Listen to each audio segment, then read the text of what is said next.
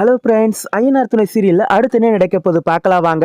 இப்போ நம்ம நிலா சோழன்கிட்ட வந்து, இங்கே பார் சோழன், இதுக்கப்புறம் வந்து நீ கோவப்பட வேண்டியோ இல்லை டென்ஷன் ஆக வேண்டிய அவசியமே இல்லை. அந்த ராகவ் நான் தெளிவாக சொல்லிட்டேன். சோழன் தான் என்னுடைய புருஷன். இதுக்கப்புறம் என்னுடைய புருஷன்கிட்ட இந்த மாதிரி வந்து பேசாதீங்க, செய்யாதீங்க, எங்கிட்டையும் வந்து எல்லையை மீறி நடக்காதீங்க அப்படின்னு சொல்லிட்டு தெளிவாக சொல்லிட்டேன் சோழன். இதுக்கப்புறம் நீங்கள் டென்ஷன் ஆக வேண்டிய அவசியமே இல்லை. இதுக்கப்புறம் அந்த ராகவ் ஏதாவது சொன்னாக்கா, அந்த நிலா என்னுடைய பொண்டாட்டி அப்படின்னு சொல்லிட்டு நீங்களே சொல்லலாம் அப்படின்னு சொல்லிட்டு நம்ம நிலா சொன்னதை கேட்டு நம்ம சோழனோட முகத்துல சந்தோஷத்தை பார்க்கணுமுங்க. அதை பார்க்கவே ரொம்பவும் சந்தோஷமா இருக்கு அப்படின்னு நினைக்கிறவங்களா இந்த வீடியோக்கு ஒரு லைக் பண்ணிக்கோங்க. அதுக்கப்புறம் நம்ம சோழன் என்ன சொல்லுவாருங்க, என்ன நிலா அப்படியே சொல்லிட்டியா அப்படின்னு கேட்குறாங்க. ஆமாம் சோழன், அப்படிதான் சொன்னேன். ஏன்னா அந்த ராகவோட பேச்சு நடவடிக்கை எல்லாமே கொஞ்சம் தப்பாகவே இருக்குது. அது மட்டும் இல்லாமல் அவன் என்கிட்ட நடந்துக்கிற விதமே கொஞ்சம் தப்பாகவே இருக்குது. அவன் வந்து மிட் நைட்டில் வந்து சேட் பண்ணுறான். அது எனக்கு சுத்தமாகவே பிடிக்கல. அது மட்டும் இல்லாமல் அவங்ககிட்ட நான் வந்து கம்பெனியில் சிரித்து பேசினதா சொல்லி அவனே சொல்லிக்கிறான். அவங்ககிட்ட நான் எப்போவுமே வந்து சிரித்து பேசினதே இல்லை. வேண்டா வெறுப்பாக தான் பேசுவேன். அதுவும் அந்த பிஸ்னஸ் அந்த கம்பெனி ஓரியன்டான ஒரு விஷயத்த மட்டும்தான் ஷார்ட் அண்ட் ஸ்வீட்டாக பேசுவேன். ஆனால் இவன் என்னடானாக்கா, நான் அவங்ககிட்ட சிரிச்சு பேசிகிட்டு இருக்கேன் அப்படின்னு சொல்லிட்டு இவனா ஒரு கற்பனை நினச்சிட்டு இருக்கான். நான் அவனை காதலிக்கிறதா சொல்லி இவனா நினச்சிட்டு இருக்கான். அதுக்கு நான் என்ன பண்ணுறது? அதனால இதுக்கப்புறம் அவன் வந்து உங்ககிட்ட ஏதாவது சொன்னானாக்கா, நிலா என்னுடைய பொண்டாட்டி அப்படின்னு சொல்லிட்டு நீயே தைரியமாக சொல்லலாம். நீயே வந்து அதை வந்து தட்டி கேட்கலாம். நீ அப்போ அந்த ரெஸ்டாரண்ட்டில் அவன் சொன்னப்பவே வந்து நீ அவங்ககிட்ட, ஏண்டா என் பொண்டாட்டியை பற்றி எங்கிட்டயே தப்பாக பேசுறியா அப்படின்னு சொல்லிட்டு நீயே அங்கேயே கேட்டிருக்கலாமே சோழன். அதை விட்டுட்டு எதுக்கு வந்து இப்போ மனசு கஷ்டப்பட்டுட்டு இது மாதிரி வந்து எல்லாரையும் வந்து டென்ஷன் ஆகிட்டு இருக்க? என்ன பிரச்சனை ஏது பிரச்சனைன்னு தெரியாத நாங்கள் வேற வந்து ரொம்பவே டென்ஷன் ஆகிட்டு இருக்கோம். சொல்லப்போனால் நான் தான் வந்து ரொம்பவும் கோவப்பட்டிருக்கணும். அன்னைக்கு நடந்த சம்பவத்தில் நீ வந்து நான் வந்து உன்னை விட்டு பிரிய மாட்டேன், ஐ லவ் யூ சோழன் அப்படி சொல்லிட்டு நான் சொன்னதாக சொல்லி நீ ஊரு ஃபுல்லாக டமார் அடிச்சிட்டு இருந்த. அதை கேட்டு நான் தான் கோவப்பட்டிருக்கணும். ஆனால் நீ ஆப்போசிட்டாக கோவப்படுற. எனக்கு இப்போ தான் இந்த விஷயம் எல்லாம் புரிய வருது. இதுக்கப்புறம் அந்த பிரச்சனையே இருக்காது. அந்த ராகவகிட்ட தெளிவாக சொல்லிட்டேன். அதோடு மட்டும் இல்லாமல் அந்த ராகவகிட்ட நீ தான் என்னுடைய புருஷன் அப்படின்னு சொல்லிட்டு நான் சொன்னதை வச்சு நீயும் அந்த ராகவ மாதிரியே வந்து ஏதாவது கதை கட்ட ஆரம்பிச்ச. அதுக்கப்புறம் நான் சும்மா இருக்க மாட்டேன். அந்த ராகவை கட் பண்ணி விட, வெட்டி விட தான் வந்து அதை வந்து யூஸ் பண்ணிக்கிட்டேன். மற்றபடி அதுக்கும் இதுக்கும் சம்மந்தம் இல்லை. நான் எப்படா சான்ஸ் கிடைச்சா அந்த வீட்டை விட்டு போகலாம் அப்படின்னு சொல்லிட்டு தான் நினைச்சிட்டு இருக்கேன் அப்படின்னு சொல்லிட்டு சோழன்கிட்ட மறுபடியும் ஒரு போடுறாங்க. நம்ம சோழனோட சந்தோஷம் ஒரு 10 செகண்ட் கூட இல்லாமல் அப்படியே ஆப் ஆகுது. என்னங்க நீங்க இப்படி சொல்றீங்க அப்படின்னு சொல்லிட்டு நம்ம சோழன் வந்து வழக்கம் போல ஆரம்பிக்கிறாங்க.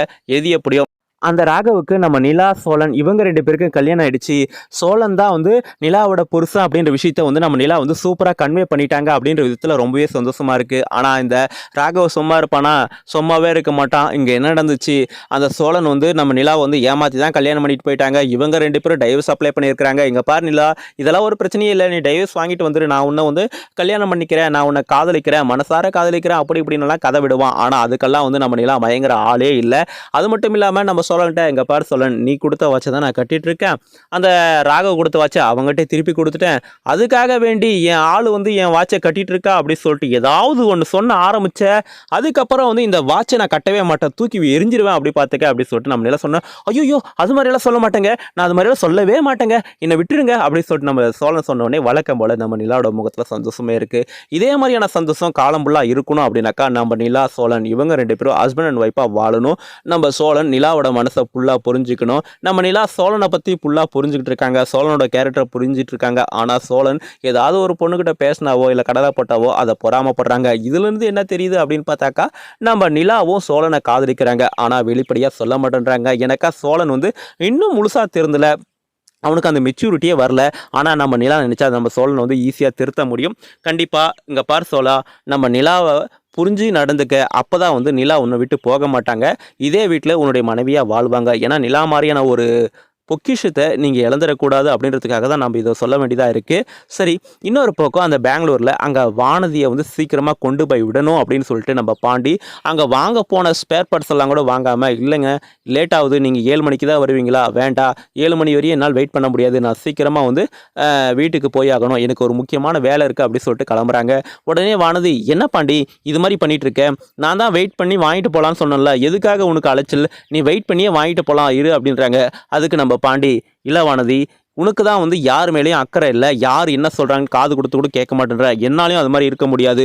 என்னெல்லாம் வந்து உன்னை சீக்கிரமாக உன் வீட்டுக்கு கொண்டு போய் விடணும் அப்படின்ற ஒரு பதற்றம் தான் எனக்கு இருக்குது. அதனால் சீக்கிரமாக உன்னோட வீட்டுக்கு கொண்டு போய் விடுறேன் அப்படின்னு சொல்லிட்டு நம்ம பாண்டி அங்கேருந்து கிளம்பிட்டாங்க. இங்கே வானதியோட வீட்டில் அவங்க அம்மா வந்து ஒரு கலாட்டாவே பண்ணிகிட்டு இருக்காங்க.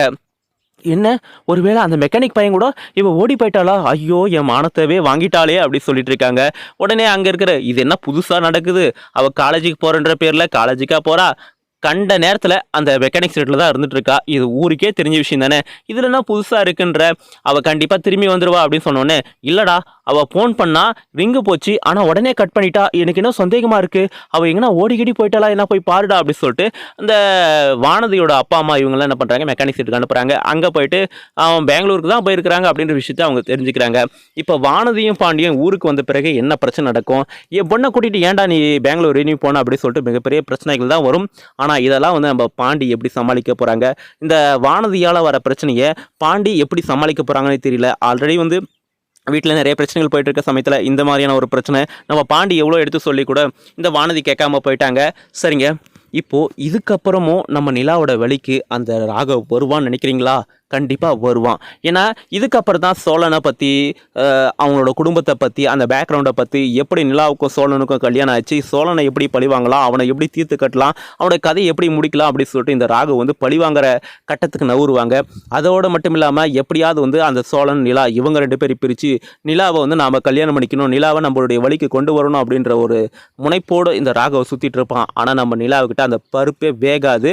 ஏன்னாக்கா நம்ம நிலா வந்து கரெக்டான ஒரு பாதையில் போயிட்டு இருக்காங்க. ஒரு பொண்ணுனா ஒரு ஆண் கிட்ட எப்படி பேசணுமோ அப்படி பேசிட்டு இருக்காங்க. அதுக்கு உதாரணம் நம்ம நிலா தான். இந்த ராகவ் வந்து அவனா கால் பண்ணுறான், அவனா சேட் பண்ணுறான், என்ன நிலா பேச மாட்டேன்றான், அவனே வந்து பைத்தியக்கார மாதிரி பண்ணிட்டு இருக்கான். அதுக்கு நம்ம நிலா வந்து இதுக்கப்புறம் போன ஆன்ல இருந்தால் தானே நீ சேட் பண்ணுவ பேசுவ, போன ஆஃப் பண்ணி வச்சிடறான் அப்படி சொல்லிட்டு புத்திசாலித்தனமாக நம்ம நிலா அவங்களுடைய ஃபோனை வந்து கட் பண்ணி வைக்கிற விதம் ரொம்பவே சூப்பராக இருக்குது. சரிங்க, இப்போது நம்ம சோழன் நிலா இவங்க ரெண்டு பேரோட காதல் ஓரளவுக்கு 75% ஆயிடுச்சு. ஆனால் நம்ம நிலாவோட மனசுலையும் சோழன் இருக்கிறான், அது வெளிப்படையாக சொல்லலை. ஏன்னா அப்படி சொன்னாக்கா இந்த சோழன் சும்மாவே வந்து பொருளையை கிளப்பி போய் சொல்லி ஊர் ஃபுல்லாக கலாட்டா பண்ணிகிட்டு இருப்பான். அதனால் இன்னும் கொஞ்ச நாள் போகட்டும், அதுக்கப்புறம் வந்து நம்ம இந்த சோழனோட அந்த உண்மையை சொல்லலாம், காதலை சொல்லலாம் அப்படின்னு நினச்சிட்டு இருக்காங்க. இப்போது அந்த கோர்ட்டில் கூட நம்ம நிலா வந்து நம்ம வந்து சோழன் கூட சேர்ந்து வாழலாமா அப்படின்ற ஒரு யோசனையில் இருந்தாங்க. ஆனால் நம்ம சோழன் தான் இல்லைங்க, எங்களுக்கு எந்த யோசனையும் இல்லை, நீங்கள் டைவர்ஸ் கொடுத்துருங்க அப்படின்னு சொல்லிட்டு நம்ம சோழன் டப்புன்னு சொன்னோடனே நம்ம நிலாவோட முகத்தை பார்க்கணுமே. அடா பாவி, ஏன்டா இது மாதிரி பண்ணிட்ட, என்னோட மனசில் நீ தாண்டா இருக்கிற, நான் உன்னை காதலிக்கிறேன்டா அப்படின்ற மாதிரி நம்ம நிலாவோட முகத்தில் தெளிவாக தெரியுது.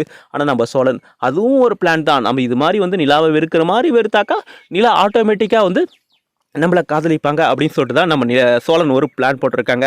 அந்த சோழன் கரெக்டான வழியில் தான் போயிட்டுருக்கு.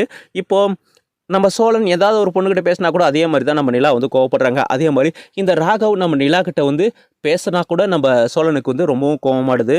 அதே மாதிரி இப்போ அந்த ஸ்டேட்டஸ் வச்ச விஷயம், நம்ம நிலா போயிட்டு அந்த ராகவ் வச்சு வெளுத்து கட்ட விஷயம், இதெல்லாம் பார்க்கும்போது நம்ம சோழன் நிலா இவங்க ரெண்டு பேரும் காதலிக்கிறாங்க அப்படின்றது தெளிவாக புரிய வருது. சரிங்க, இதை பற்றி நீங்கள் என்ன நினைக்கிறீங்க சொல்லிட்டு உங்களுக்கு எதுன்னு கருத்தில் கமெண்ட் பண்ணுங்கள்.